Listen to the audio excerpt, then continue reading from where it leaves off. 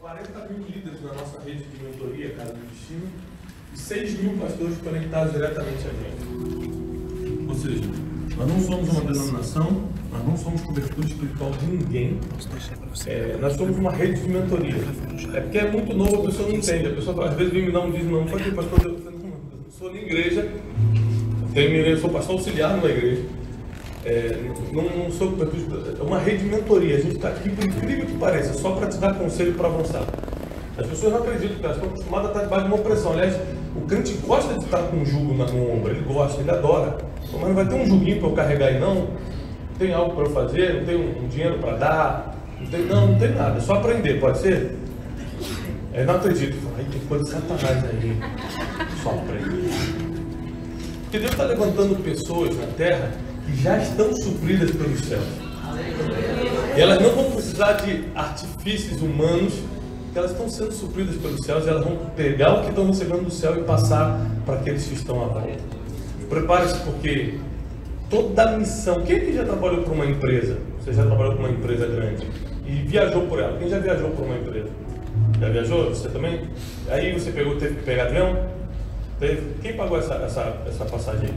A empresa? Se você teve que comer, quem pagou isso aí? A empresa. Toda a empresa. Então, o hotel você teve que pagar? Não. Porque quem te manda para a missão, patrocina. Agora, se você começou a missão sem ninguém mandar, prepare-se para pagar a conta. Não é pecado não, porque o crente também adora botar o nome de pecado nas coisas. Tem pecado. Não dá pecado, está perdendo o tempo da vida dele, só isso. Vai morrer sem fazer nada, sem marcar a história. Porque só marca a história quem está na missão correta, dada pela pessoa certa, e é patrocinado por aquele que deu a missão. É por isso que eu não tenho me preocupado com certas coisas, porque a missão na qual eu estou, eu sei quem me enviou para ela, e ele tem sido meu patrocinador. Então, como a gente tem levantado, eu tenho um instituto também de liderança, chamado Instituto Destiny, e a gente tem levantado muitas pesquisas dentro da igreja. Então a gente percebeu que, nas pesquisas, revelaram que 86% do problema de um pastor, os problemas que chegam num pastor, em gabinete pastoral, que chegam dentro da igreja, os problemas que acontecem dentro de uma igreja são de fundo emocional e financeiro, só 14% é de fundo espiritual. Ou seja, você que é pastor e recebe a pessoa lá no gabinete pastoral, ela vai vir para fazer reclamação do marido, da esposa, que o dinheiro acabou, que a irmã está implicando com ela, que a irmã do louvor está não sei o quê, que a outra pombagira está vindo de sapato vermelho na igreja, não sei o quê. Você vai fazendo as reclamações, mas tudo emocional e financeiro. 14% estou endemoniado, estou vendo Beelzebub de noite, Satanás veio falar comigo, só 14% essas histórias. Sim ou não? Está batendo aí com a tua realidade? Aí eu te pergunto, a função pastoral é uma função espiritual ou uma função executiva? Quantos mortos você ressuscitou essa semana, pastor?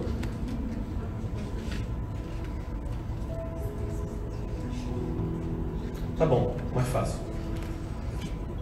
Quantos aleijados você levantou?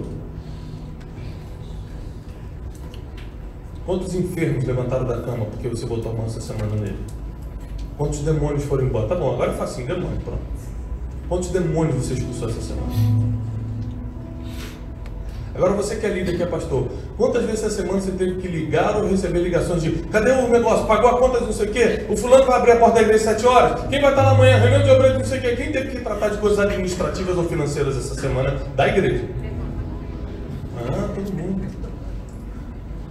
Logo, o pastor é uma função executiva, com fins espirituais. O executivo de uma empresa, ele trabalha por fins financeiros. O executivo do céu, ele trabalha para a salvação de almas, mas é uma função executiva. Porque a maioria do seu tempo, 86% do seu tempo, você gasta com coisas administrativas, financeiras e emocionais. Você sai de um seminário, ninguém te ensinou lá como gerir pessoas, mas é o que você mais vai fazer. Ninguém te ensinou a administrar finanças, mas é o que você mais vai fazer. Mais do que expulsar demônio, inclusive. É um erro nosso, tá? A gente deveria estar expulsando mais demônios e levantando mortos. Mas como não está acontecendo, eu estou pregando só dentro da realidade. Eu não estou pregando o que deveria ser. Estou pregando que na nossa realidade, já que a nossa realidade é essa, que a gente não está levantando os mortos, e tomara que venha um avivalista nos ensinar isso, que não é o meu caso, eu sou só mestre, eu só ensino, e oro para que venha um avivalista logo após de mim, ensinando agora a fazer o que eu não consigo ensinar. Porque o reino de Deus ele é dividido por tarefas, e uma pessoa não cumpre todas as tarefas, se tentar vai cair. Então eu sei muito bem para que eu vim, para que eu fui chamado, e vou fazer somente o que eu fui chamado. E oro para que Deus venha levantando vocês para cada um fazer a sua parte. Porque se cada um fizer a sua parte, ninguém segura a igreja de Cristo na terra. E dentro dessas pesquisas, descobrimos que 33% das mulheres dos pastores já estão em depressão, sabendo ou não. Descobrimos, agora é assustador, 28% dos pastores e líderes eclesiásticos têm doenças psiquiátricas. Não é doença emocional, que seria mais fácil. Vai no psicólogo, faz uma terapia, pede para Deus curar. Psiquiátrico, tem que tomar remédio, tem que... é bioquímico. Transtornos bipolar, transtorno obsessivo, mas muitos pastores. Mas você vê que na Bíblia tinha gente assim também, Jonas. Você pega o capítulo 4 de Jonas, ele pede assim: eu quero morrer, estou triste até a morte. Aí vem o próximo versículo: e Deus fez crescer uma borboleira sobre ele, e Jonas se alegrou em extremo. Peraí, ele está pedindo a morte. No próximo versículo, se alegrou em extremo. No próximo versículo, morreu a borboleira, e Jonas falou: eu quero morrer, pois estou triste até a morte. Aí voltou a pedir a morte de novo. Ou seja, em 3 versículos ele pede para morrer, está feliz pra caramba, pede para morrer. O nome disso, segundo a psiquiatria, é transtorno bipolar. Qualquer semelhança com quem você conhece, mera coincidência. Então olha só, Jonas era um homem de Deus. Jonas era um grande, você lê 2 Reis, ele foi o maior profeta de Jeroboão II, da época de Jeroboão II, não era qualquer profeta não. Só que os transtornos psíquicos dele não permitiam que ele cumprisse, que ele executasse. Ele conseguia escutar Deus. Ele escutou Deus ou não? Deus falou com ele, ele escutou. Permitiu que ele tivesse uma fé tão sobrenatural que ele falou assim: para que eu vou lá se eu já sei o que vai acontecer? A fé dele é muito maior do que a nossa junta. Porque se Deus fala assim: ó, vai lá no Japão e fala que em 7 dias eu vou destruir se ele não se arrepender. Você fala assim: gente, se eu não for e não acontecer, hein? Meu Deus, que vergonha que eu vou passar, gente. Jonas não tinha essa dúvida. Ele falou: eu vou, vai acontecer mesmo. Para que eu vou lá então? Ele tinha fé, muita fé. Ele tinha muita conexão com Deus. Só que ele tinha transtornos psíquicos. Da mesma forma que líderes como Sansão tinham uma autoconfiança tão elevada que um dia que ele tentou se levantar para pegar os filisteus, a Bíblia diz: ele não sabia, Sansão, que o Senhor já tinha se retirado dele. Porque várias vezes deu certo, mas teve um dia que não deu. Nós começamos a identificar vários problemas que estão na nossa liderança hoje. E que o Espírito Santo ele quer vir com intensidade sobre a igreja esses dias para curar, para restaurar, para colocar nossa mente no lugar, para alinhar o nosso propósito.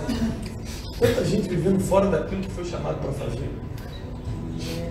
Mas uma das coisas mais sérias que nós descobrimos é que 72% dos líderes, eles não sabem exatamente quem são. E quem não sabe quem é, não tem a mínima ideia para onde está indo também. Você entraria num avião em que o piloto não sabe para onde está indo? Não sabe qual é o destino? Você entra no avião e fala: é Fortaleza, né? O piloto: não sei ainda, não sei. Como é, moço? Como você não sabe? Você entraria no avião que o piloto sabe qual é o destino, mas não tem um mapa de navegação? Porque o piloto não tem a rota de cabeça. No céu não tem caminho, não tem sinalização. Ele tem que ter o quê? Um mapa de... Então às vezes ele até sabe que tem que fazer um Vitória-Fortaleza, só que ele não tem um mapa de navegação para chegar lá. E tem muitos pastores que tanto não sabem para onde está indo, quanto até sabem, mas não sabem como chegar. Nós estamos enfrentando esse tipo de problema na nossa geração. E a gente não está falando de 1 nem de 2, nós estamos falando de 72%. O despreparo emocional, financeiro. Agora, a fase que a gente está, muita gente reconhece a gente na rua, vem contar testemunho e tal. Agora no avião, vindo para cá 1 hora atrás, tinha um pastor do meu lado. Ele falou assim, o senhor é o pastor Tiago Brunel? Eu falei assim, ele falou assim, teve um vídeo seu que me abençoou muito, porque eu era muito nervosinho no trânsito, e aí você contou a história de um café, e a minha esposa veio e mostrou e falou assim, olha aqui, ó, você que é pastor há tanto tempo, aprende como é que se faz para não ficar nervoso na rua. Ou seja, a gente está tendo que ensinar pastor de igreja a não ficar nervoso na rua. Isso a gente fazia com bêbado quando entrava na igreja. Olha, bêbado, não pode bater nas pessoas. É grave ou não é grave? E quem não governa a si mesmo não pode governar mais nada, pessoal. E dentro dessa porcentagem de pastores, líderes que estão perdidos, nem todos estão perdidos porque estão sem direção, mas porque não identificam a fase que estão. A sua vida é feita de fases. Esses dias eu lancei uma série de mensagens chamada Transformation, o dia da sua transformação, em que eu contei a história da lagarta, do casulo e da borboleta. Se você parar para pensar, a lagarta e a borboleta são a mesma pessoa, em fases diferentes. É muito importante que hoje você identifique a fase que você está. Se eu te perguntar assim, quem é Davi? Quase que o inimigo não está. O inimigo está furioso hoje, hein? Quem é Davi na Bíblia? Davi é um salmista e foi um grande rei. Ah, então você está falando do final da vida de Davi, entendi. Você está falando da fase do reinado. Porque eu posso perguntar para alguém aqui, quem foi Davi? O cara fala, foi aquele que derrubou Golias. Ele não tem nada a ver com a fase do reinado. É Davi, um pastorzinho de ovelhas, que se atreveu a... Você está entendendo que existem fases na vida? Quando Davi aparece na Bíblia, ele está fazendo o quê? Primeira vez que ele aparece, o que ele está fazendo? Pastoreando. Pastoreando, não é isso? O chamado de Davi, quando ele começa a aparecer para Israel, ele está pastoreando. Só que Davi é provado naquele pastorado. E ele é aprovado. Vem um urso, ele derruba. Vem um leão, ele mata. Vem o dia de Golias, ele está obediente ao pai. Repare que Deus vai te treinando nas coisas grandes e nas coisas pequenas. Porque quem não é fiel no pouco, nunca Deus coloca sobre o muito. Então, para ele derrubar o grande gigante Golias, ele teve que derrubar o orgulho e obedecer o pai para levar pão para os irmãos. Uma pequena desobediência naquele dia teria gerado a falta da oportunidade de derrubar o maior gigante da vida dele. Mas ele obedeceu no pouco. Não, para ele daqui, eu vou lá. Deixou as poucas ovelhas de seu pai, diz a palavra. E a partir daquele momento que ele começou a andar com pão para a batalha, ele estava encerrando o seu ministério pastoral. Existem muitas pessoas que têm dificuldade em encerrar o ministério. Perceber que mudou a fase e não é mais para aquilo. Tem gente que vai até o final, deixa a família doente, a esposa morrendo, os filhos perdidos, mas não larga o osso. Samuel foi diferente. O profeta Samuel mandou chamar todo Israel. Reúne todo mundo. Reuniu os 12 cabeças da tribo. E falou o seguinte: vou entregar o ministério. Gente, ele não estava doente. Ninguém falou que ele ia morrer. Mas ele resolveu que era tempo de entregar o ministério. E ele falou assim: eu vou entregar o ministério, mas antes eu quero fazer uma consulta ao povo. Existe alguém aqui que foi fraudado por mim? Eu menti para alguém? Eu roubei algo que não era meu nesse período? Existe alguém aqui que foi ferido por algo que eu tenha feito? E todo o povo unânime, diz a Bíblia, disseram: não, em nada nos defraudaste. Ele falou assim: então hoje estou entregando o meu ministério. Ele presta contas e entrega. Davi naquele dia, quando derruba Golias, ele deixa de ser um pastor de ovelhas e vira um general de exército. Só que essa ainda não era a parada final de Davi, porque tem gente que quando melhora um pouquinho de vida fala: opa, time que está ganhando não se mexe, porque tá bom, hein? Era pobre, estou rico, eu era solteiro, estou casado com a filha do rei, sou nobre agora, era plebeu, sou nobre. Meus pais estão sem pagar imposto em Israel por causa disso. Tá bom, você é general para sempre.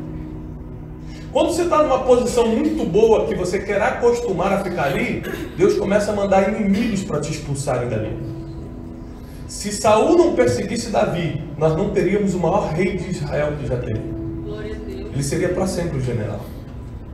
Existem perseguições que vêm sobre os homens de Deus que não tem a ver com o diabo, tem a ver com o próprio Deus te expulsando da zona de conforto direto do seu destino.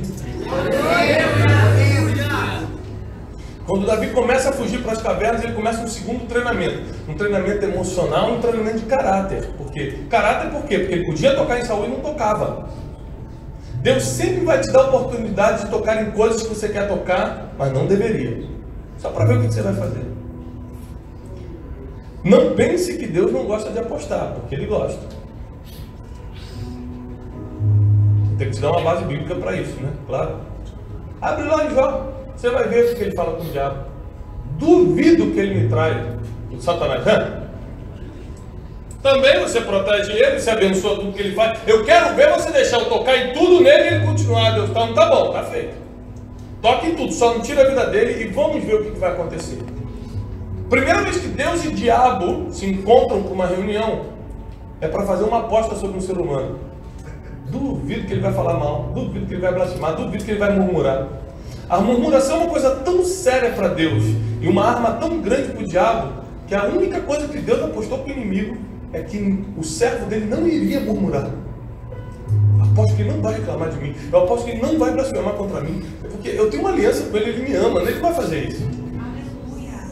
Vem Satanás, toca tudo que é de Jó. Num dia ele recebe a notícia da morte dos seus filhos, da queda da casa, seu rebanho pegou fogo, não tinha mais nada. E a Bíblia diz, quando Jó recebeu a última notícia, rasgou sua roupa, se jogou no chão e adorou. Mas isso aqui a psicologia explica isso que ele fez. A psicologia diz que quando você está debaixo de uma tragédia, você vai recorrer ao que te dá prazer. É por isso que tem muita gente que quando é mandada embora do emprego, volta para as drogas. Estava 10 anos sem usar. Perdeu o emprego, ficou desesperado, vai para aquele medo, para aquela incerteza, vai para as drogas. Conhece alguém que já voltou? Marido fiel. Que aconteceu uma tragédia, ele saiu para a rua para se prostituir. Porque no meio do furacão, no meio da tormenta, você vai para aquilo que te dá prazer. E Jó fez exatamente o que a psicologia orienta. No meio, dando tudo errado. Ele não foi nem para a bebida, nem para as mulheres. Ele foi para o pó adorar. Quero que dava prazer para ele. A Bíblia diz que ele acordava toda madrugada para sacrificar pelos filhos. Ele falou assim, vai que algum dos meus filhos erraram contra Deus. Ele já pedia perdão até ele era tão viciado em adoração, em oração, que ele já pedia perdão até pelas coisas que talvez alguém tivesse cometido. Gente, eu oro tanto, eu já orei por todo mundo, que agora eu vou começar a orar até pelas pessoas que quem sabe um dia vão cometer alguma coisa. Porque toda a lista de oração já tinha acabado. Se você começar a orar pelas que as pessoas nem fizeram ainda, já acabou com a tua lista de oração há um tempo, né? E a Bíblia diz que ele começa a adorar e ele levanta e diz: nu eu vindo ao mundo, do pó para o pó eu vou voltar também. O Senhor me deu, o Senhor tomou. E está Deus no trono esperando a resposta. Está Satanás assim com os demônios para comemorar. Ele fala assim: louvado seja o nome do Senhor.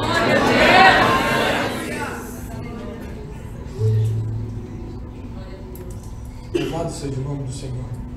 E o nome de Jó entra na história, não é porque ele era o homem mais rico do Oriente, era porque ele passou por uma dor dessa e venceu. Ninguém se conecta com as tuas vitórias, as pessoas se conectam com a tua dor superada. Por isso que quando você estiver no meio de uma tragédia, uma coisa difícil, sabe que Deus só está usando isso para fortalecer o teu nome naquela cidade, naquela nação, para fazer com que as pessoas vejam o Deus que você serve. Jó só está na Bíblia por causa da dor que ele passou e não por causa da casa linda que ele tinha ou do gado enorme que ele teve. As fases da nossa vida precisam ser entendidas hoje, senão a gente não sabe a hora de começar e a hora de parar, a hora de fazer e a hora de entregar. O meu pai começou uma igreja quando nós éramos pequenos. E a igreja nunca foi muito bem. Foi no terraço da nossa casa. E eu e meus irmãos nos envolvemos com a música, a gente tinha que tocar, tinha 20 pessoas na igreja. Meu pai sempre envolveu muita gente com o ministério, botava para tocar, enviava tudo quanto é tipo de conferência. Conferência de confecção de roupa gospel, meu pai mandava a gente. Qualquer conferência, irmão. Tinha conferência, meu pai mandava, botava a gente e ele mandava. Esses dias eu preguei na Lagoinha, do pastor Márcio Valadão, e falei isso, falei, quantas vezes eu entrei aqui pequeno, obrigado pelo meu pai para assistir uma conferência. E hoje gente que, da minha idade, está em tantos lugares, e eu estou nesse altar pregando para o Brasil todo. Então, onde você insere teus filhos, determina o futuro deles.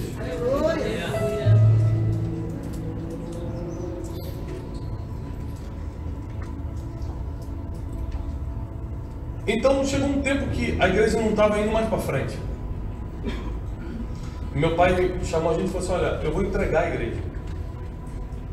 A gente, não, mas é muita vergonha, que derrota, nunca vi uma igreja fechar. Meu pai falou assim, eu vou entregar, nada acontece, eu oro, eu sou um homem santo, sou um homem de Deus, vocês têm visto quando eu tenho trabalhado, eu boto metade do meu salário, meu pai era oficial superior da Marinha, eu boto metade do meu salário na igreja, nada acontece, tá? Até que a gente se convenceu que realmente não estava indo, e meu pai fechou a igreja, entregou a igreja para um outro pastor que foi ordenado até junto comigo na época, e foi para um outro local. Esses dias, eu encontrei com meu irmão, eu tenho um irmão chamado Marcos Brunet, é um pastor muito usado por Deus na Argentina, na América Latina. E nós estávamos falando sobre meu pai. E Marcos está organizando um evento agora para 1.000 milhões de latinos, 1.000 milhão de latinos em Miami. Deus tem dado muitas multidões para ele. E a gente rodou algumas nações juntos, Japão, Estados Unidos, onde a gente chega, as músicas dele são cantadas e as nossas pregações são ouvidas. Em muitos lugares desses eu tenho a oportunidade de levar meu pai comigo. Meu pai vê isso acontecer. E a gente se reuniu então com meu pai e falou assim, pai, imagina se a igreja tivesse dado certo. Sabe onde a gente estaria hoje? Lá no bairro de Vila da Penha, no Rio de Janeiro, no pé do morro, o senhor com 500 pessoas achando que estava abalando. Ele tinha 50, 30, está com 500, Deus te levantou. Deus me levantou. Marquinho, em vez de estar nas nações, sobe um vídeo no YouTube hoje, amanhã está com 50 milhões de visualizações. Em vez de estar nos estádios como ele está, estaria tocando, louvando a igreja. Porque qual é o pai que vai deixar o filho ir? É ruim. E eu estaria como seu pastor auxiliar. E uma geração ia perder as sementes que saíram de você. E meu pai começou a chorar e a gente começou a agradecer. Obrigado, Senhor, porque ele saiu do ministério a tempo. Nunca vi ninguém agradecer por ter fechado uma igreja. Mas você tem que saber a hora de parar e a hora de continuar. Você tem que saber qual é a fase de vida que você está. Você imagina se Davi entrasse em crise. Meu Deus, eu vou largar o pastorado para ser general, para matar os outros. Não, que isso, irmão de Deus. Esse dia eu estava pregando para empresário, 2.500 empresários em Cuiabá, sexta-feira passada. Eu falei, olha, o que eu quero pregar é escandaloso. Então, se você se escandaliza, pode ir embora agora. Como o crente é fofoqueiro, irmão, quer saber o que tu vai falar, ele pode estar escandalizado, não, que ele... Vamos escutar, eu escandalizo depois eu vejo, irmão. Eu falei o seguinte, quem aqui tem certeza que foi chamado para ser empresário? Era uma reunião de empreendedores. 80%. Você tem certeza, irmão? Tem certeza. Deus te falou, irmão? Deus te falou. Você acha que Deus sabe ler? Sabe. Então abre o dicionário aí e vê o que está escrito empresa no dicionário. Aí ele leu, instituição com fins lucrativos. Ah, então quando Deus mandou você abrir uma empresa, ele sabia que era uma instituição de fins lucrativos. Então por que a gente ainda entra em crise quando ganha dinheiro? Pior, por que a gente quer começar a ajudar os outros quando ganha dinheiro? Que é uma forma de pagar pecado. Porque o catolicismo franciscano foi muito forte no Brasil e passou isso para os evangélicos. Tanto que quando você faz uma promessa para Deus, é sempre assim, Deus, não deixe ele morrer, ou então, Senhor, não deixe isso acontecer. Eu subo a escada de 50 de joelhos, 50 degraus de joelho, eu faço não sei o quê. Eu fico 2, 3 semanas de jejum só na água. Ou seja, você quer matar o teu corpo de alguma forma, você quer sofrer, achando que Deus vai se agradar com o teu sofrimento. O ser humano é assim, né? Quantos franciscanos nós temos aqui? Alguns. A gente quer agradar a Deus com o nosso sofrimento. Você pode até não levantar a mão e falar, eu não faço isso. Mas por dentro, todos nós temos um pouquinho disso. Eu tenho até hoje. Eu estou lutando contra isso. A gente, se eu ficar mesmo sofrendo, aí que Deus vai me aprovar. E falar, esse é fiel, hein? Esse gosta mesmo, 2 semanas só na água. Não estou falando contra nada disso não, porque eu faço. Estou falando que a motivação tem que ser reavaliada. Então, eu falei assim, se Deus te chamou para ser empresário, é porque Ele quer que você ganhe dinheiro, porque a uns Ele deu o dom da profecia, a outros o dom de curar, mas a outros Ele deu o dom de adquirir riqueza. E se Deus confiou riqueza na tua mão, é para você ganhar dinheiro e administrar bem, não é para fazer outra coisa. Ah, mas eu tenho um coração tão bom, pastor, eu quero ajudar as pessoas. Então fecha a empresa e monta uma ONG. Deus te mandou abrir uma ONG, não, uma empresa, então ganhe dinheiro. Porque lá na parábola dos talentos, que é uma parábola apocalíptica, depois você lê Mateus 25, ele fala assim, ó, cadê meu dinheiro, o Senhor? Representando Jesus, cadê? Não, tinha um só, não, é que eu fiquei com medo, né, de perder, eu enterrei. Ele falou assim, por que você não deu meu dinheiro aos banqueiros para gerar juros? Você consegue imaginar Jesus falando isso para uma pessoa no juízo final? Mas é isso. Porque antes dessa parábola tem a parábola das 10 virgens. Aí você acredita que é Jesus, o noivo, vindo, 5 estavam preparadas, 5 não. Depois dessa também, Mateus 25, eu tive fome, não me deste de comer, tive sede, não me deste de beber, estava preso, não foi visitar, você acredita? É Jesus me cobrando que eu não fui visitar o presidiário, que eu não dei de comer o faminto. Mas na parábola do meio de Mateus 25, que ele pede o juro do dinheiro que ele deixou, ninguém, deixa Jesus não. Aí você não acredita que é Jesus. Por isso que ele ensinou tanto a teoria de dar em dobro. Se alguém te obrigar a caminhar uma milha, vai com ele 2. Saul chega para Davi e fala, me traga 100 prepúcios dos filisteus, que eu te entrego minha filha. Ele foi e trouxe 200. Mas Davi aprendeu, porque você aprende conscientemente com quem convive. Por isso, cuidado com as pessoas que te cercam. Você é a média das pessoas que convivem. Quando Saul pede pela primeira vez a presença de Davi, ele fala para Jessé o seguinte, manda trazer teu filho Davi. E a Bíblia diz, e Jessé preparou um asno carregado de pão, um odre de vinho, um carneiro assado e mandou Davi. Aí Davi falou, poxa, ele pediu uma coisa, meu pai mandou 4. Essas pessoas, os vitoriosos, os líderes que deram certo, aprenderam com as pessoas que conviveram a fazer mais do que eram pedido. E assim eles reconhecem as fases que estão. Eu reconheço a fase que eu estou. É por isso que quando alguém vem fazer uma proposta, por mais que seja financeiramente maravilhosa, está fora da fase, eu falo, não, obrigado. Não, mas você vai entrar. A gente está vivendo um meio político evangélico tão estranho. Você vai entrar em toda a denominação, porque eu sou o secretário executivo. Obrigado, querido. Eu sei que você tem muito poder para abrir todas as portas do mundo, mas eu não posso. Não é minha hora, não é meu tempo. Tem coisa que é muito boa, mas não é a fase que você está. Você tem que saber dizer não. E tem coisa que você tem que dizer sim, falar, é hora de parar, é hora de sair um pouco disso. É hora de só ser um mentor das próximas pessoas. Esse dia eu estava fazendo um pastor muito famoso no Brasil, um dos mais famosos do Brasil. Estava almoçando com ele, eu peguei a mão dele e falei assim, pastor, vou te dar uma palavra. Chegou o momento de parar. Porque a minha geração de pastores, dos 30 e poucos anos, precisa da sua geração para entender um monte de coisa. E a gente está competindo. Porque você ainda está pregando, você ainda está rodando, você ainda está abrindo igreja, você era para estar me mentoreando mais de 1.000, 2.000, 3.000, 5.000 pastores novos estão vindo. Então assim, já passou o teu tempo da relevância, eu não falei com essas palavras, é claro, eu não sou maluco, falei em outro, de uma forma que ele entendesse, já passou. Você era para estar agora treinando a gente, mas não. Quer ficar até o final, vai fazer o que Deus não pediu. Vai perder todo mundo, vai perder os filhos, vai perder tudo. Porque todo líder que está operando fora do tempo vira um ditador. Tempo de fazer as coisas foi algo muito importante para Jesus. Foi tão importante, que o diabo, quando vê no deserto, uma das tentações, ele leva Jesus no alto monte e fala assim, olha, tudo isso aqui te darei. A Bíblia diz que ele mostrou as nações da terra. Tudo isso eu te darei, se prostrado me adorares. Quem é o rei das nações? Jesus. Vou te adiantar porque é difícil. Jesus. Onde ele comprou as nações? A Bíblia diz que ele comprou para si todos os povos, línguas, tribos e nações. Onde ele comprou isso? É complicado também, na cruz.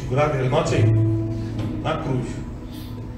Ele estava sendo tentado no deserto e ainda faltavam 3 anos para a cruz. Ou seja, o que o diabo estava fazendo? Qual é a promessa que Deus tem na vida desse pastor aqui? Pastor Alessandro? Deus falou que vai entregar a cidade de Ulianópolis para ele. Glória a Deus. Só que isso é daqui a 3 anos. Amém. Eu só estou dando um exemplo. Então, qualquer outro não. Aí Deus vai te dar a cidade de Vila Velha, que há 3 anos Ele vai te entregar. Está no projeto de Deus. Aí sabe o que o diabo faz? Qual é o projeto de Deus na vida dele? Não está conseguindo te atrasar, bota a tentação, você não cai, bota proposta e você não vem. Ele fala assim, então vamos adiantar. Porque uma coisa poderosa fora do tempo se torna uma coisa perigosa. Não importa se é antes ou depois, se for fora do tempo você já perdeu a bênção. Então ele faz o prefeito te procurar, o fulano te procurar e começa a te dar a entender que você está ganhando a cidade. Quando você vê os 3 anos que faltavam, eram os 3 anos de preparação, eram os 3 anos de milagres que não tinha gente para dar. Aquilo que Jesus fez durante os 3 anos antes de na cruz comprar as nações. Então cuidado com o tempo que você faz as coisas. Reconheça as estações do seu ministério. Em que época você está? Está na época de começar com força total? Está na época de ir mais devagar? Está na época de passar o bastão e começar a mentorear a próxima geração? Porque olha só, parar de pastorear não é parar no ministério. Às vezes você vai parar a sua função executiva, mas você vai começar a mentorear muito mais. Tem muito mais gente que vai poder te escutar.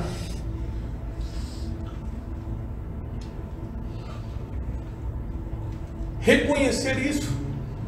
Davi, depois de ser general, seguindo a palavra, para encerrar, até que hora posso ir, pastor? Ah, então podemos, temos tempo então. Vocês estão comigo? Amém. Eu preparei muita coisa aqui, eu já ia encerrar para vocês, para ficarem desanimados.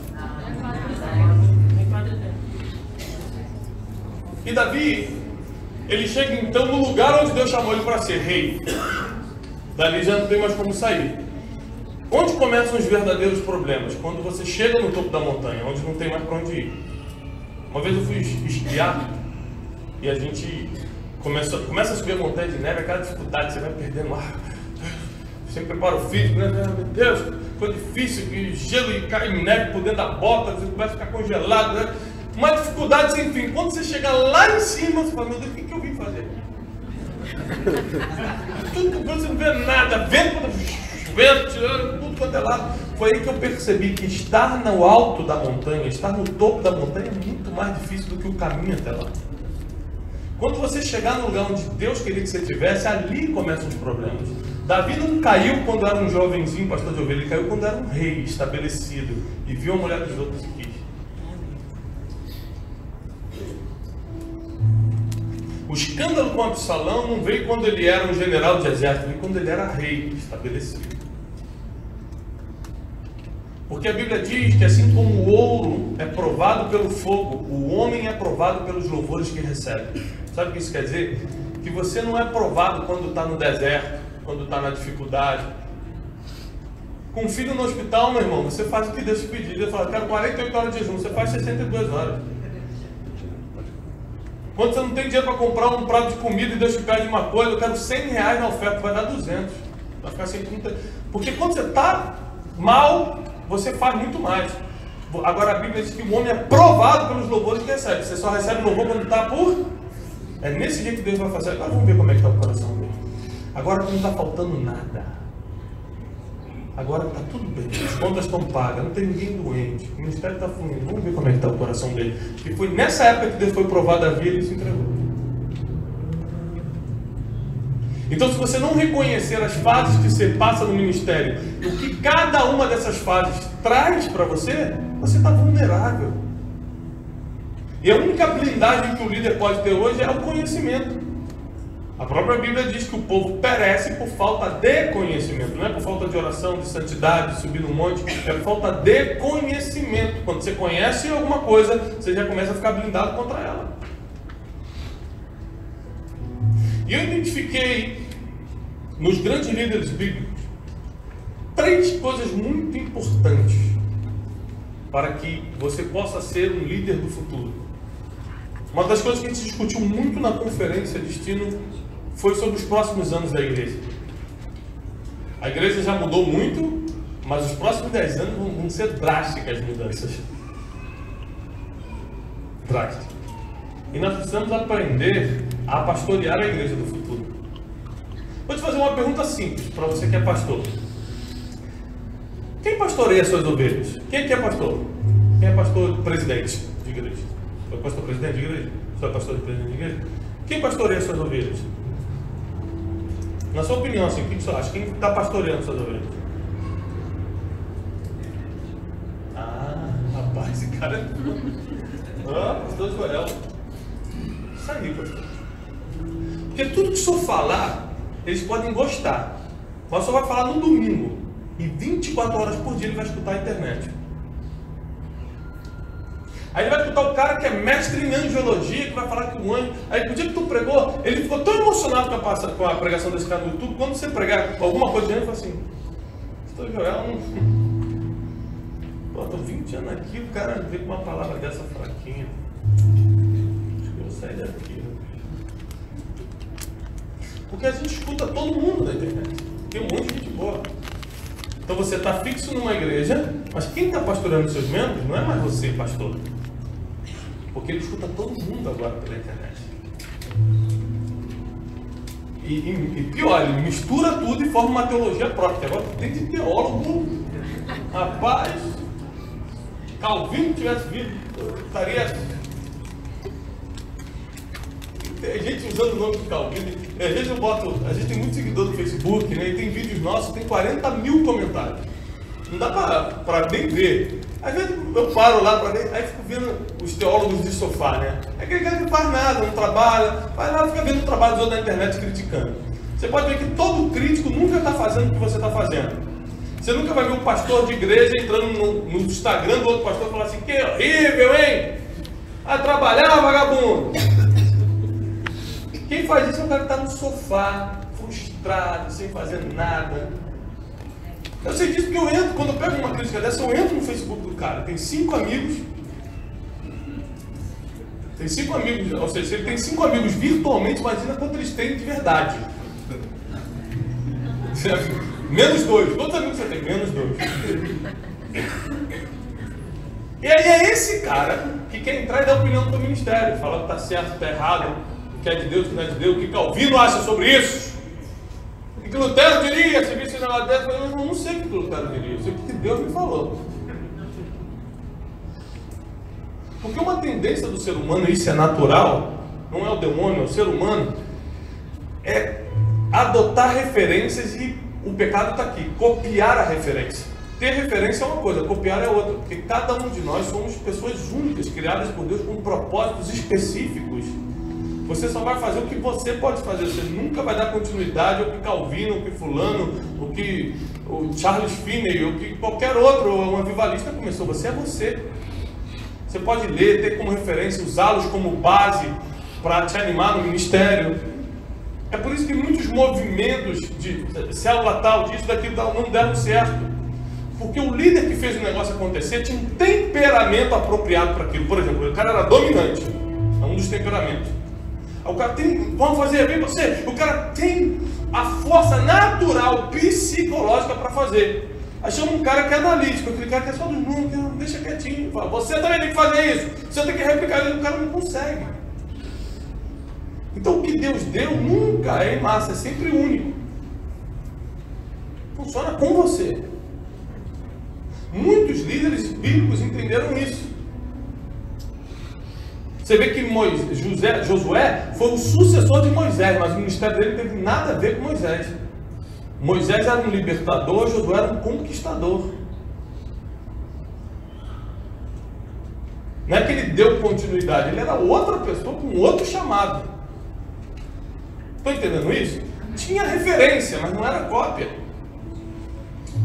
E na geração que a gente está entrando, que é essa geração que as nossas ovelhas são pastoreadas pela internet, nós precisamos ter alguns cuidados. Nós precisamos ter também algumas ferramentas. Uma coisa que eu tenho falado muito nas últimas 2 semanas, por onde eu vou, é sobre a importância de você ter uma caixa de ferramentas. Se eu pedir para você derrubar uma parede de alvenaria, te der 5 dias para derrubar a parede, isso aqui, é fácil ou difícil? É fácil. Mas se eu te der uma pá de pedreiro para derrubar, você consegue? Não vai conseguir. Mas aí eu vou te dar então uma ferramenta moderníssima. Vou te dar um novo iPhone 8. Rapaz, tem tudo ali. Lanterna, internet, tem tudo. Você consegue fazer essa missão com o iPhone 8? Também não. Não importa se você está com uma ferramenta ultramoderna, tem que ser a ferramenta certa para a missão. Ou seja, não existe missão difícil, sim ferramenta errada. Então, às vezes está muito difícil o ministério para você porque você está com as ferramentas erradas. Aí tudo fica difícil realmente. E às vezes você tem algo ultramoderno na mão e fala, agora vai, e não vai. Porque é uma ferramenta moderna, mas que não serve para aquilo. E uma característica que a nossa geração de líderes vai ter que ter é uma terminologia nova que eu gostaria que você anotasse. Emocionabilidade. O que é emocionabilidade? A capacidade emocional de entender o lado do outro. A maioria das pessoas que eu atendo, vem me contar alguma coisa da vida dela e fala, por que você não contou isso para o seu pastor? Se eu contar isso para o meu pastor, tem 3 coisas. Primeiro, ele me expulsa. Segundo, ele não vai saber resolver esse problema. Ele não tem preparo para isso. Terceiro, todo mundo vai ficar sabendo. A gente descobriu 3 problemas sérios dos pastores. Isso aqui que eu estou citando é pesquisa, tá? Não é achismo, não. 3 problemas principais que as pessoas veem nos pastores. 1. Julgamento irracional. Julga e acabou. 2. Falta de preparo para lidar com os problemas que ele tem. 3. Falta de confiança. Se falar para ele, ele vai espalhar.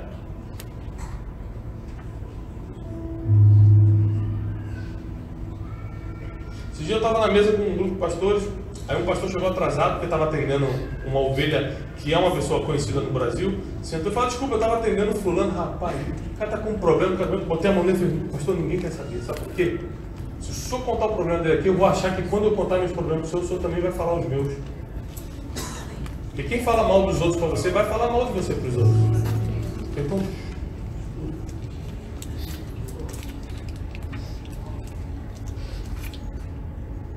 recentemente eu estava numa reunião com 25 pastores chaves de São Paulo. Mais estratégico. Um dos pastores falou assim, vocês souberam do fulano? Ele falou o nome de um pregador, que eu não conhecia pessoalmente, mas é bem famoso. Não. Rapaz, pegaram o negócio dele aí. Não sei o que, tava com um negócio de moleque, não sei o que, foi tudo, e viram tudo pelo Facebook dele. Aí eu parei, eu era o menor de todos, falei, olá pessoal, tudo bem? Bom dia. Pai do Senhor, tudo bem?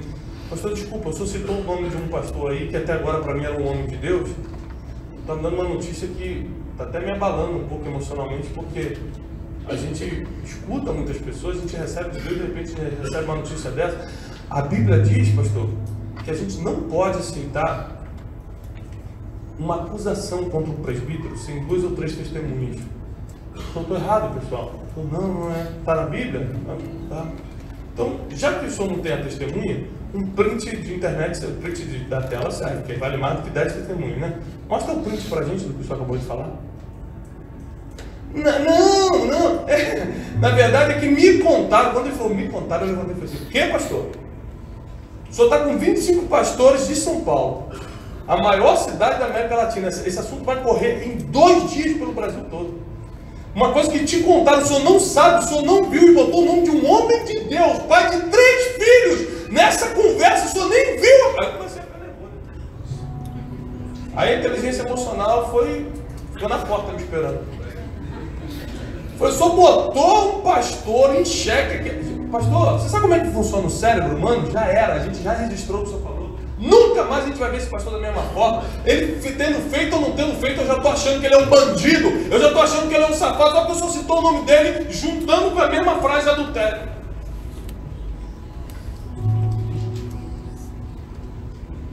Aí começou, metade veio me defender, metade vai, calma aí, não é bem assim, não, só quis falar tudo.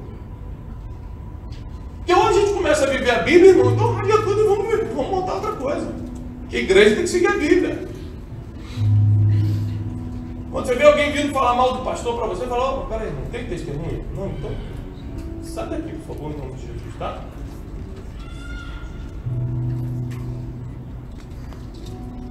A emocionabilidade é a capacidade de se colocar no lugar do outro. A pessoa vem te contar um problema, vem te contar um pecado, que hoje a gente é especialista de julgar pecado, até que acontece na sua família.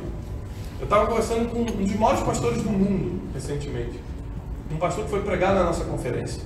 Ele falou: Tiago, pensa em um homem fariseu religioso. Era eu, igreja crescendo, prosperando, mas eu julgava as pessoas. Pecado, corta da igreja, vai para outra igreja, que é a igreja dos santos. Até o dia que meu filho engravidou uma menina da igreja. Nossa, né? Escândalo. Porque cair pra gente é sexo, né? Caiu, adultério. A gente é tão imoral espiritualmente falando, que se o cara mentiu, tá. Mas ele pegou dinheiro pra dele, não está perdão a Deus. Pecado pra gente mesmo é só sexo. Não foi sexo, o resto se resolve. Né? Engraçado isso. E aí ele falou: naquele dia, eu tive que ir para casa e decidir o que eu ia fazer. E se eu fizesse com meu filho o que eu fazia com os membros da igreja, eu iria perder meu filho para sempre. O nome disso é emocionabilidade, a habilidade de se colocar no lugar da pessoa, nas emoções da pessoa. Olha só que ele só conseguiu fazer isso quando o filho estava na situação.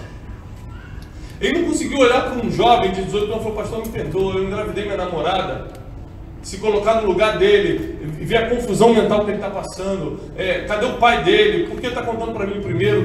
Ele não conseguiu julgar toda a situação. Ele falou assim: você é um pecador, você vai pagar por isso.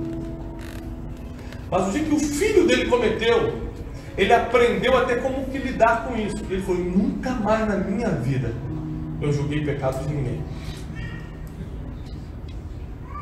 A gente orava, entregava para Deus, deixava a pessoa quietinha por um tempo, e Deus decidia se levantava ela ou não.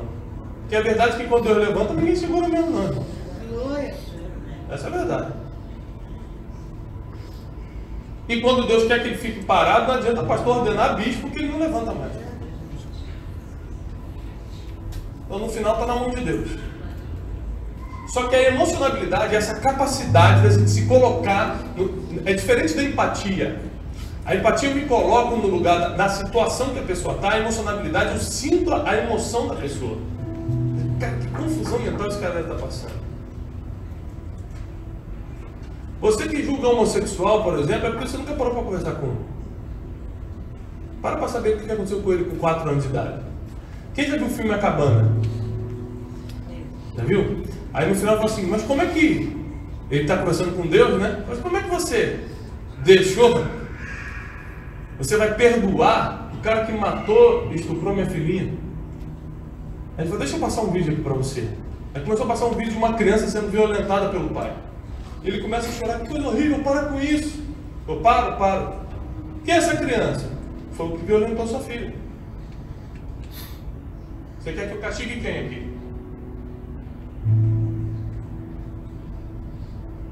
Quando o ser humano tem a capacidade de se colocar emocionalmente no lugar do outro, o julgamento não consegue vir mais.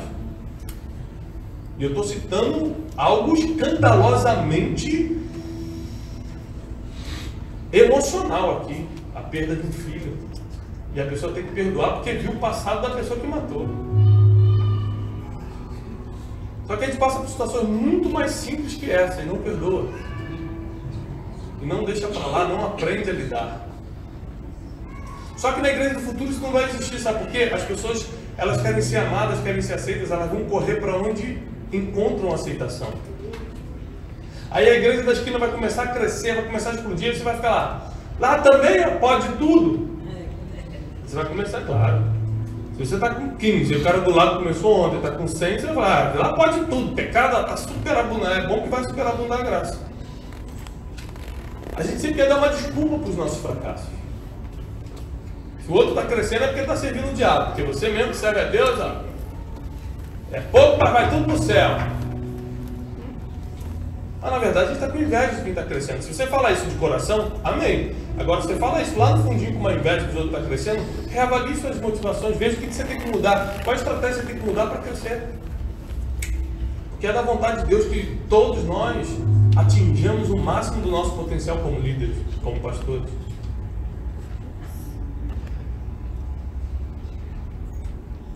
E quando eu comecei a entender isso,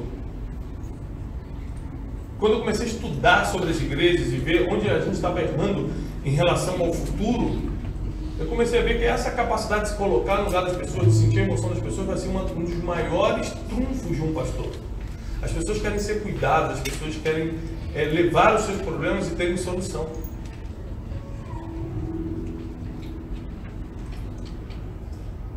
E a gente não vai conseguir mais viver um tipo de igreja que não apresenta soluções verdadeiras. Aquelas campanhas longas que a gente faz, 14 semanas, porque a gente não tem a solução, a gente vai bota o cara 14 semanas para ver se alguma coisa acontece. Se você tivesse solução, você dava lá pro cara, acabou. Não, mas é para mover a fé do cara. Pô, mas todos os milagres de Jesus foram instantâneos, não teve nenhum em 14 semanas. Não estou indo contra isso, minha igreja faz campanha, hein? Presta atenção, sejam equilibrados. Não estou criticando isso. Eu estou falando que a gente tem que ser justamente equilibrado, saber o porquê a gente faz. Qual é a motivação que a gente está fazendo as coisas. Esse dia eu fiz uma reunião de pastores, irmão, é que eu sou um pouco duro também para falar, porque como eu sei que Jesus está voltando, eu não gosto de perder tempo. E para você ser molinho, você tem que perder muito tempo dando volta, né? Então veio um pastor falar comigo, pastor, estou todo feliz, rapaz, Deus me deu uma provisão. Eu falei, o que foi? Pai, estava com 150 mil do telhado da igreja atrasado. Lembrei de uma ovelha que recebeu uma herança. Aí eu falei, se é de Deus, ela vai me emprestar esse dinheiro. Aí fiquei 2 dias orando para Deus amolecer o coração dela. Aí liguei e falei, ô irmã, você pode me emprestar esse dinheiro? Ah, pastor, não tá. E aí, emprestou? Emprestou. Eu falei assim, e aí, meu irmão, de Deus, né? Eu falei, prepara. São quantas famílias que são ligadas a ela na igreja? Ele falou, umas 5, 6. Você vai perder os maiores dizimistas da sua igreja no próximo mês. Falei, que isso, rapaz? Vai profetizar para lá. Eu falei, não, pastor, estou muito tempo fazendo isso. É muito raro a gente faltar com a ética e botar o nome de Deus no meio, pegar dinheiro emprestado dos membros da igreja e achar que Deus está provendo. Se Deus quisesse prover mesmo, ele botava na tua conta. Como é que você vai ensinar sobre fé domingo se a ovelha com toda a família sabe que você está pegando dinheiro para pagar o que você não conseguiu? É duro porque a gente faz isso. Fique tranquilo que eu já fiz muitas vezes. Não se sinta mal não, tá?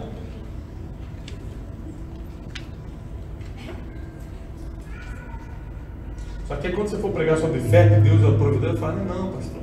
Quando o bicho pega, você toca lá em casa.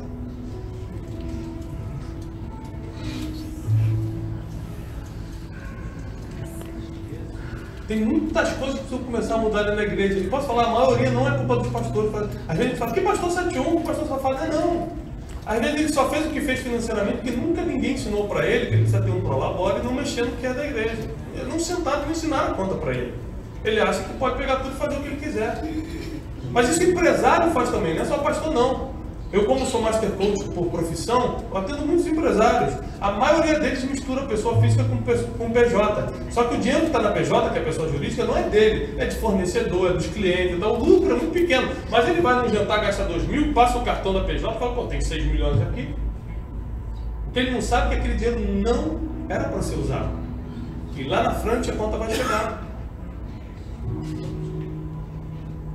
Então existem muitas coisas práticas, naturais, que a igreja, os líderes precisam saber para poder avançar como igreja, sem perder a capacidade emocional de se colocar no sentimento das pessoas, a emocionabilidade, e sem perder a capacidade de identificar a fase que está.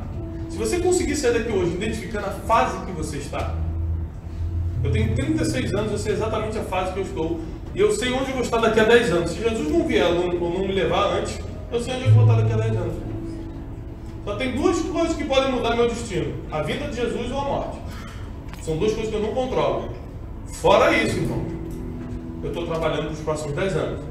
Então eu não vou aceitar nada do futuro para agora, eu vou esperar o futuro e também não vou deixar nada do passado vir para o presente. Eu vou viver o que Deus mandou eu fazer hoje. Terminei a conferência Destino. Cerca de 600 pastores nos procuraram pessoalmente. Falaram assim, olha, está aqui a nossa igreja. Nós queremos que você seja o nosso apóstolo. Eu falei, explique-me sobre isso, porque não entendi o que você quer dizer. Não, porque a gente está com a igreja complexa e tal, a gente viu a visão que Deus deu, a gente quer... Imagina se eu não soubesse quem eu era. Começar uma rede apostólica com 600 igrejas. Imagina se eu não soubesse para onde eu estava indo. 600 homens desesperados para manipular.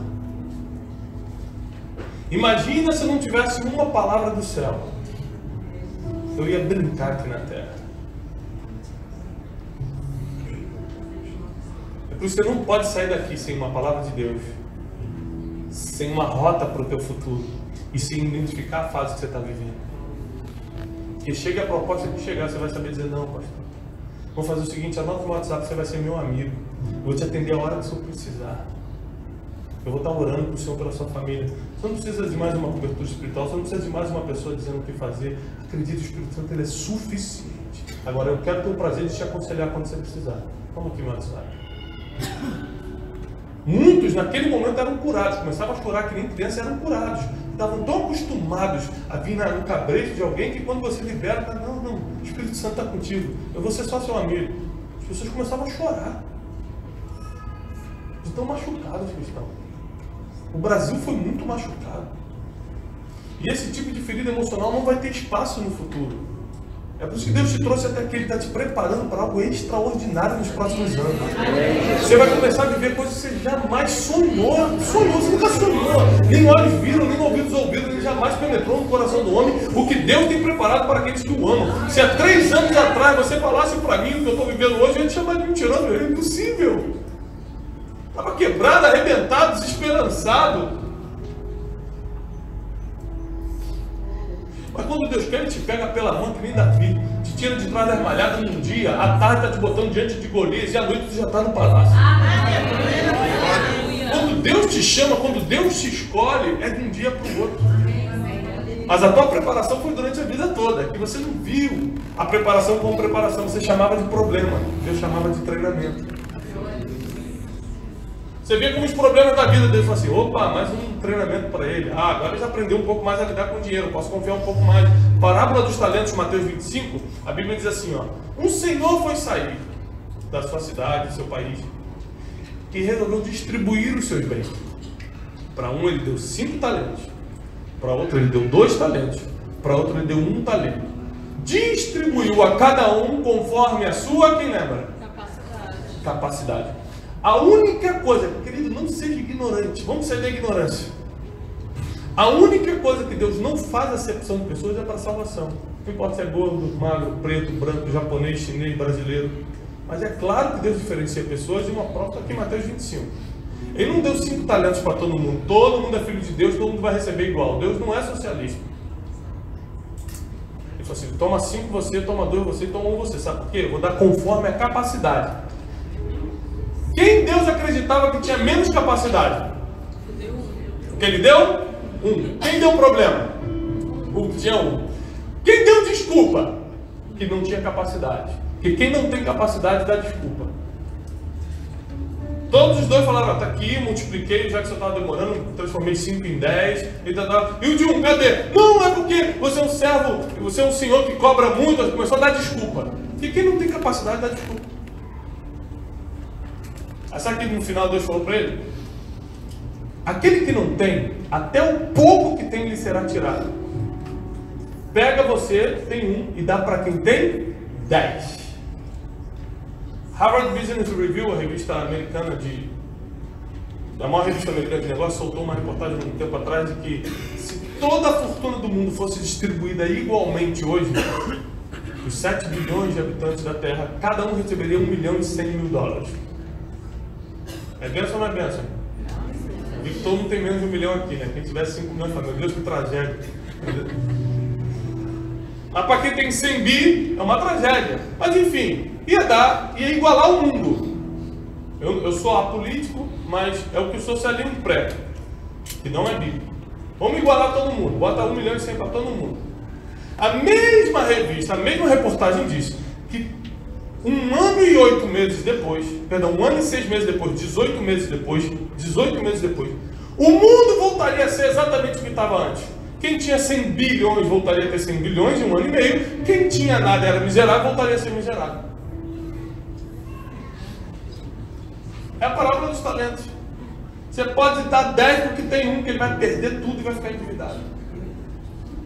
Agora, se você der mais para aquele que já tem, ele vai conseguir multiplicar mais. Porque se ele já tem, é porque ele soube como ganhar e administrar. É segundo a capacidade. Senhor, por que eu só tenho 100 pessoas? É segundo a sua capacidade. Mas segundo a sua oração, que a Bíblia diz. Ele dá conforme a capacidade. Então você está aqui nessa tarde, você está aqui nesse seminário recebendo um treinamento para aumentar o nível da tua capacidade. Isso é adquirido. Você vai sair daqui capaz de receber um pouco mais de Deus. Espiritualmente, emocionalmente, financeiramente, ministerialmente. Você vai avançar, você vai crescer, você não vai parar no caminho. Você não vai ficar do jeito que está, você vai crescer. Chegou um tempo novo na tua casa, chegou um tempo novo no teu ministério, chegou um tempo novo no que você está fazendo. Identifica o que você, qual é a fase de vida que você está hoje. Eu vejo gente que está com fôlego para começar coisas novas, está com fôlego para pegar o que Deus falou para essa geração e fazer. Já vejo outros que precisam cuidar mais da sua família. Deixa eu te falar uma coisa. Desculpa estar sendo tão duro hoje, mas eu preciso passar algumas realidades para vocês. No início do ano eu resolvi parar um mês e ficar em casa. A esposa estava grávida, a gente já teve agora o Joaquim, né? Nosso terceiro filho. E a gente percebeu que muita coisa pequenininha começou a desandar. Desde as coisas pequenas, tipo, eu chegar em casa e não dar um beijo nela. Ah, mas tá com 3 filhos, uma correria, cheguei de ver, né? A gente começou a perceber pequenas coisas. Até que a gente sentou para conversar e falou assim, tem muita coisa pequenininha desandando. Nós não temos nenhum problema, mas vai virar. Sabe o que eu fiz? Suspendi um mês de agenda para ficar em casa. Amém. Você não sabe o que os pastores falaram quando eu liguei. Pastor, graça e paz, tudo bem? Tudo, querido. Tiago, tudo bem? Eu mesmo, eu liguei. Não mandei os assessores, ninguém, eu liguei. Pastor, eu tenho uma agenda para o senhor diário. Tipo, isso foi 2, 3 meses antes das agendas, né? A gente está agora em setembro, né? Vamos supor que fosse em dezembro. O senhor marcou comigo 10 de dezembro? Eu queria desmarcar, porque em dezembro eu vou ficar em casa. E se o senhor ter qualquer custo, nós vamos cobrir.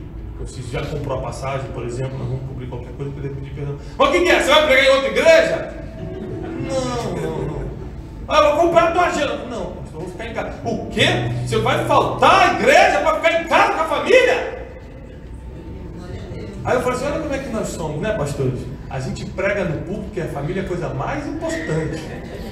Mas o dia que eu quero cuidar da minha, vocês querem me cortar a minha cabeça. Eu falei, sabe de uma coisa, pastor? Eu vou orar para o senhor a partir de hoje. Vou cumprir minha palavra para o senhor e vou voltar na sua igreja. Mas eu espero que o senhor não fique constrangido quando eu contar para a sua igreja o que você me propôs nessa noite no telefone. Que eu vou falar. Não! Que isso? Fica na paz, mano. Vai tranquilo, cuida aí. Aí se eu botar uma foto no Instagram com a família, era o primeiro comentário aí embaixo. Ô, família linda! Mandava emoji de beijinho. Porque na verdade, quero só te usar. E se você cair, se a família não der certo, eles te tiram da lista de pregadores e bota outro. Não quer nem saber se vai para o inferno. Bota outro. Então cuide de você, porque ninguém vai fazer isso. Cuide de você, da tua família, porque ninguém vai cuidar. E no futuro vai ficar pior. Saiba disso. Identifique a fase que você está. Comece a criar um plano com Deus para avançar. Porque chegou um tempo da igreja de Cristo ser relevante e fazer diferença na terra. Nós vamos fazer parte disso. Nós vamos fazer diferença no meio desse povo. Vão olhar a gente de longe e vai falar, lá vai o nome de Deus. Eu tenho profetizado, hoje eu subi um vídeo na internet falando sobre o evangelho nunca mudou, quem muda são os evangélicos. Acabou o tempo de pastor passar cheque sem fundos, acabou. Eu já tive empresa, antes de ser pastor e pregador, eu tinha uma empresa, que quando a gente fez a auditoria para fechar a empresa, só de cheque de pastor tinha 360 mil reais. Pastores que quando você ia cobrar, falavam assim, olha cara, se você vier me cobrar de novo, eu falo no altar que o demônio está tentando oprimir a gente. Faço campanha contra você, hein? E não, fica tranquilo, não precisa fazer campanha contra mim não. Está lá o chefe. Esse tipo de evangélico acabou. Porque como a igreja não instituiu os padrões morais, o mundo está instituindo. Segura isso aí. Como a igreja estava deixando o marido bater na esposa, veio a lei Maria da Penha e falou assim, agora encosta para tu ver. Como a igreja estava deixando ela voltar, um xinga o outro na rua, bate no outro na rua, veio a lei e falou agora, se você empurrar o cara, você vai para a delegacia. Ou seja, está vindo o mundo e decretando a moralidade que a gente tem que seguir dentro da igreja. Nós perdemos a referência. Mas isso vai voltar para a mão da igreja, eu profetizo. Nós, como igreja, iremos governar a nação. Não estou falando de política, não estou falando de botar um presidente lá. Eu estou falando de o que é concordado dentro das igrejas será exposto na nação. Nós seremos reflexo disso. A moralidade vai sair da gente, a emocionabilidade vai sair da gente, as pessoas vão se conectar conosco por causa do que nós sobrevivemos. Olha como sobreviveu. Por causa do tipo de milagre, de sinais e prodígios que nos acompanham. Nós voltaremos a ser a igreja de Cristo. Toda a corrupção, toda a política dentro da igreja, isso vai acabar. Eu te dou uma notícia até, eu sei que tem muita gente de denominação, mas daqui a 15 anos não vai conseguir mais as denominações ficarem de pé. Por causa da integralidade que a internet está trazendo. Os nossos filhos não vão conseguir, eles não vão ter conjectura mental para entender o que é uma denominação.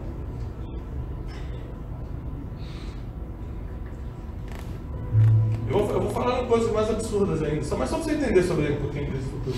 50% dos evangélicos daqui a 10 anos vão estar pela internet e não vão querer mais visitar uma igreja.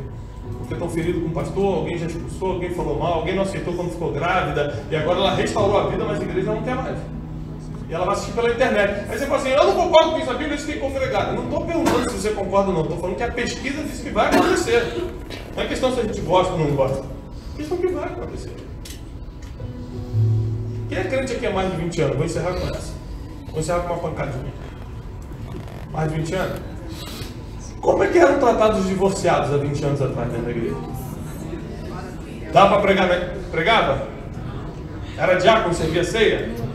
Hoje tem pastor no quarto casamento. Até o quinto está podendo. Graças a Deus botaram uma regra. Até o quinto. Não tem problema. O problema é passar do quinto. Então até o quinto pode. Graças a Deus. Então, olha só. Mas hoje em dia, sem brincadeira, hoje em dia não é normal? Alguém se ofende se vê um diácono no segundo casamento servindo ceia? Alguém se ofende? Fala a verdade, alguém se ofende aqui? Não. A gente acostumou. Há 20 anos atrás isso era impossível, hoje a gente acostumou. Alguém se ofende se um homossexual servir a ceia? Um homossexual casado com outro homem se ofende? O seu filho não vai se ofender. Grave isso que eu estou te falando hoje. Eu sei que é um escândalo. Mas daqui a 20 anos, seu filho vai estar vendo, ele não vai se ofender. Porque ele cresceu vendo tudo isso. Há 20 anos atrás você fala isso pro meu pai. Que lutou a vida toda para ficar casado. Que o divorciado pode servir a ceia, ele entra em colapso. O velhinho morre. Mas vai ser a mesma coisa no futuro com várias outras coisas. Estou te dando um exemplo bem escandaloso para mexer com tuas emoções mesmo. Pastor, não acredito, Deus não vai deixar isso acontecer. Tomara que não. Eu oro para que ele não deixe isso acontecer. Mas as estatísticas apontam que vai acontecer. Eu oro para que não aconteça. Minha oração é contra. Não sou apoiador de nada que a Bíblia condena. Mas as estatísticas mostram isso. Eu só estou te preparando o que pode acontecer. Chegou o tempo da igreja se levantar com força, com autoridade, com poder. Nós, como pastores, perdemos a maior moeda que tínhamos, a credibilidade.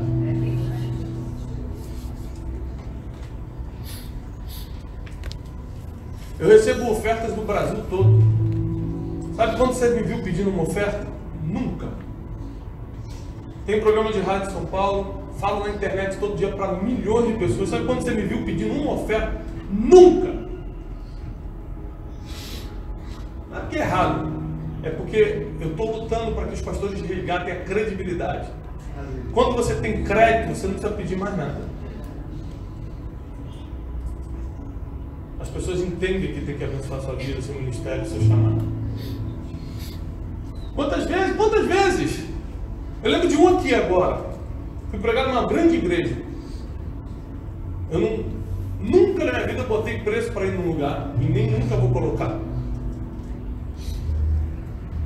Apesar de achar que os pastores não entendem certas coisas. Te tiram da sua casa, do seu trabalho, do seu instituto, da sua família e te levam para bagunçar por aí. Mas, uma vez eu fui pregar numa grande igreja e no outro dia eu embarcar para a Índia numa viagem missionária. E eu lembro que eu precisava de 35 mil reais. Tanto para pagar os custos que eu ia ter que deixar em casa, quanto as coisas que eu ia ter que levar lá para o orfanato. Eu falei, caramba, glória a Deus, a igreja é muito grande, a igreja conhece o projeto, vai me abençoar. E toda vez que você faz isso, a Bíblia te chama de maldito.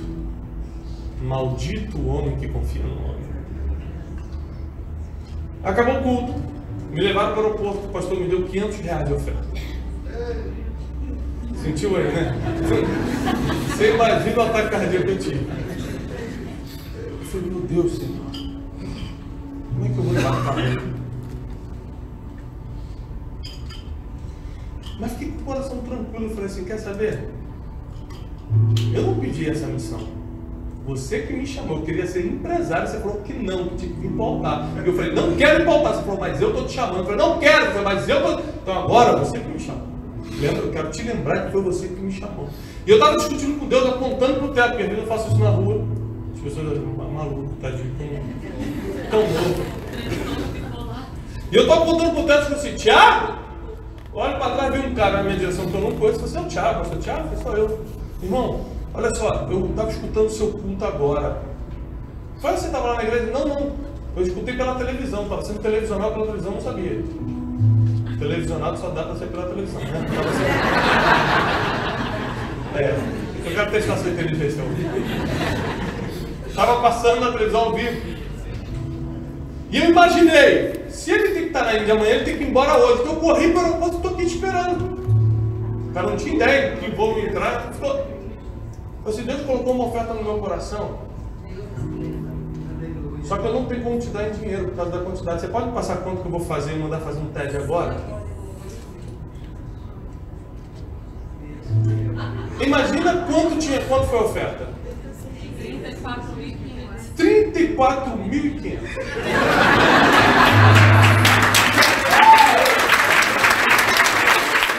Sabe por quê? Deus dá R$1 a mais do que você precisa para você não ficar orgulhoso. Aquele R$1 a mais você ia lá na casquinha do McDonald's. O poder está sobrando. Deus não deixa faltar nem sobrar. Deus te dá o que você precisa para cumprir o seu propósito na terra. Aleluia! Fica de pé para orar por você. Essa palavra é santa, fica de pé. Obrigado, Espírito Santo. Teu nome é verdade. Teu nome é poder. Teu nome é justiça. Obrigado porque tu tens levantado uma geração de pastores responsáveis que vão crescer com autoridade, com credibilidade. Restaura a credibilidade do teu povo. Concede autoridade espiritual para teu povo, teus pastores nessa terra. Que eles entendam hoje a fase que eles estão passando. Que eles não queiram trazer um presente para o passado e nem viver o futuro antes do tempo. Que eles vivam o tempo que precisam viver. Dá sabedoria ao teu povo. Instrui o teu povo. Leva esse povo para outro nível, Senhor. Leva esse povo para outro nível. Está chegando um tempo de outro nível. Você vai viver outro nível financeiro, outro nível emocional, outro nível familiar, ministerial. As coisas não serão mais a mesma. Deus está trazendo sinais, prodígios e maravilhas sobre a tua vida. Ele vai te respaldar com sinais dos céus. Todos verão que Deus é com você. Todos verão que Deus está com o teu ministério, com a tua casa, com a tua empresa, com aquilo que você está empreendendo. Senhor, nós pedimos da autoridade do Messias que o treinamento continue. Que não seja apenas esse final de semana, mas que eles comecem a ser preparados como Davi foi, para de um dia para o outro mudar de fase.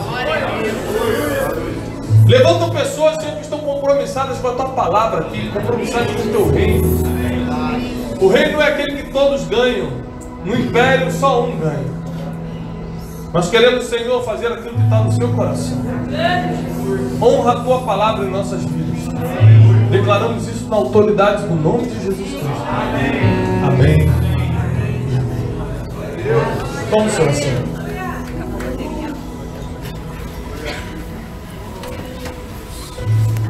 Eu teria 1000 coisas para falar.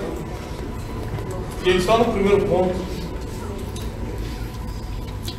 Mas você vai ter oportunidade ali fora de adquirir alguns materiais e continuar o treinamento. Nós, como ministério, a gente não faz material para vender, a gente faz material para treinar pessoas. Então ali você vai encontrar 4 materiais diferentes. O livro Rumo ao Lugar Desejado. Esse livro foi prefaciado pelo Dr. Augusto Cury, que foi meu mentor no mestrado lá nos Estados Unidos. É um livro sobre desenvolvimento pessoal, sobre instruções financeiras, empreendedorismo. Um livro que fala também de inteligência emocional. Vai te ajudar muito para o dia a dia. Um livro muito prático para o dia a dia. Rumo ao Lugar Desejado, os segredos do desenvolvimento pessoal. É um livro que você precisa ter e dá para os seus líderes também. 12 dias para atualizar sua vida. Quem deixou falar desse livro aqui? Alguns. Esse livro, pela misericórdia de Deus, já está há semanas na revista Veja como o 4º livro mais vendido do país. E não tem a ver com o autor, tem a ver com a mensagem que está aqui. Deus resolveu soprar essa mensagem por causa da atualização que está trazendo sobre os líderes, sobre os pastores. O subtítulo é Como Ser Relevante em um Mundo de Constantes Mudanças. Logo no primeiro capítulo ele fala como você descobrir o seu propósito de vida, que eu chamo de ICP, a sua ideia central permanente. Eu conto aqui que quando eu descobri a minha ideia central, que era ser treinador de pessoas, ficou muito fácil escolher quem anda comigo e quem não anda. Eu analiso o propósito da pessoa e decido se anda comigo ou não. Onde eu invisto dinheiro, onde eu não invisto. Porque quando você está ganhando dinheiro, você precisa saber onde você vai investir, senão vai perder tudo. E você tem que investir onde está o teu propósito. Todo o dinheiro que você gasta fora do teu propósito é saquetel furado. E quando eu descobri que a minha ICP, que é o meu propósito de vida, era ser um treinador, eu entendi que eu era o Tite, o técnico da seleção, e não o Neymar, que era atacante. Então, quando o Neymar faz gol, eu não posso ficar com inveja dele, porque eu sou treinador, ué. Quando ele ganha 10 milhões, eu ganho 1. Quando ele dá entrevista na Globo e eu não dou, eu não posso ficar atingido, porque eu sei quem eu sou e o que os outros fazem não me incomoda mais. Então você precisa descobrir o seu propósito de vida. E todos os outros capítulos dependem do primeiro. O segundo é como encontrar um mentor, o poder de ter um mentor. Mentores funcionam como um GPS. Você com o GPS você pode entrar numa cidade que você nunca foi na vida, que ele te leva certinho ao destino final dentro do tempo determinado. Então, como encontrar os mentores? Capítulo 3 fala sobre o código da sabedoria. Capítulo 4 sobre o poder da comunicação. Às vezes Deus colocou uma palavra dentro de você, um propósito de vida dentro de você, você não sabe comunicar isso, comunica errado. Esse dia eu estava pregando sobre comunicação do exemplo de Natan. Deus falou assim para Natan: vai lá e condena Davi pelo que ele fez. Deus só deu a ordem, Natan estabeleceu a estratégia. Davi, tinha um homem em Israel que tinha 100 ovelhinhas. Era um homem rico. Ele resolveu pegar a única ovelhinha de um homem pobre para sacrificar. Davi, o quê? Que injustiça. Aí ele mexeu com a emoção da Davi. Davi começou a ficar com raiva. Ele aproveitou essa raiva de Davi e falou: então, foi você que fez isso. Eu? Davi falou: manda trazer esse cara que eu vou matar. Aí Natan falou: foi você. Eu? Quando tocaste na mulher de Urias. O que é isso? Comunicação perfeita. Ele escutou a voz de Deus e falou: mas se eu falar purinho como está aqui, ele vai descer para a minha cabeça. Você precisa saber comunicar as coisas que Deus colocou dentro de você. Então esse livro tem vários capítulos. O capítulo 10, riqueza inteligente. O capítulo 7 tem ajudado muita gente. Fala sobre comportamento. Não importa o tamanho do seu talento, é o seu comportamento que define até onde você vai, as mesas que você vai sentar. Você já foi excluído de muitas rodas pelo seu comportamento. Você vai entender muita coisa nesse livro. Esse livro vai mudar a sua forma de pensar. Leva para você, para a sua equipe, para os seus pastores, para todo mundo. E também vai estar ali fora o kit de DVD. Aqui dentro tem 6 DVDs gravados em altíssima qualidade, da Escola de Sabedoria. Uma das escolas que, pela misericórdia de Deus, ajudou mais gente no Brasil. A gente tem várias escolas na Casa de Destino. A Escola de Sabedoria é uma das principais. Então tem 6 DVDs aqui dentro, tá? E a pendrive é áudio, para você baixar no seu carro, estar no seu carro. A gente tem recebido centenas, milhares de testemunhos dessa pendrive. São 18 instruções bíblicas aqui. Instruções de família, instruções de finanças, instruções de vida emocional.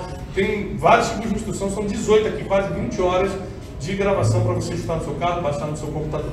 Os materiais vão estar lá fora e eu desejo que Deus abençoe tudo que você fizer, prospere os seus caminhos, que as boas notícias te persigam e te alcancem. Elas cheguem pelo telefone, batam na porta da tua casa. Eu só sei de uma coisa, elas vão te alcançar. Eu desejo a paz e a prosperidade dos céus sobre a tua vida e teu ministério. Em nome de Jesus. Até a próxima. Pastor, Deus abençoe.